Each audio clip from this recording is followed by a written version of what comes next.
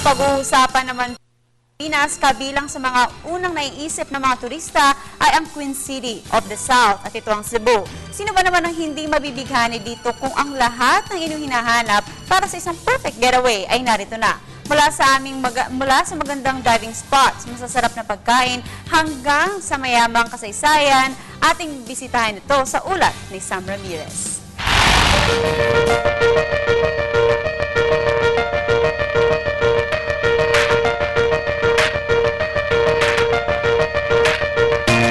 Bagamat tapos na ang summer, di ito hadlang para magliw-aliw at i-enjoy ang ganda ng Pilipinas. Heto nga at kahit maulan na ay dinala pa din ako ng aking mga paa sa Queen City of the South, ang Cebu. Napapalibutan ng malinaw na dagat, hindi katakatakan na isa ito sa best dive spot sa Pilipinas. Isa nga dito ay matatagpuan halos 70 kilometro sa timog na bahagi ng Cebu, ang Mualboal. Maaaring mag-snorkeling kung kayo ay nagtitipid at mag-scuba diving naman kung kayo ay may budget. Matapos naman mamangha sa mga isda at bahura, maaari namang mag-relax sa mga hotels at resorts na nakapaligid.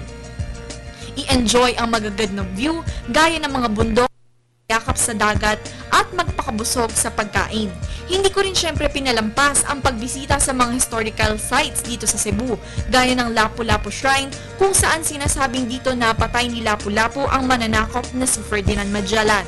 Nariyan ang Magellan's Cross, isang krus na itinanim ng grupo ni Magellan noong dumating sila sa Pilipinas noong 1521. At katabi naman ito ang Basilica Minore del Santo Niño, ang pinakamatandang simbahan sa Pilipinas. Kasama din sa aking napuntahan ang Philippine Taoist Temple, Guitar Factory at marami pang iba. Para naman sa mga adventurous na tao gaya ko, maaaring subukan ang inyong tapang sa Sky Experience Adventure. Maaari nyo ring maranasan na maglakad sa gilid ng pinakamataas na building sa Cebu. At sa inyong pag-ikot, parang nalibot nyo na rin ang buong mundo sa iba't ibang landmarks na makikita nyo. Kung ano-ano ito, subukan nyo na lang. Ano pa man ang nais nyong gawin, siguradong hindi kayo maboboard dito sa Cebu.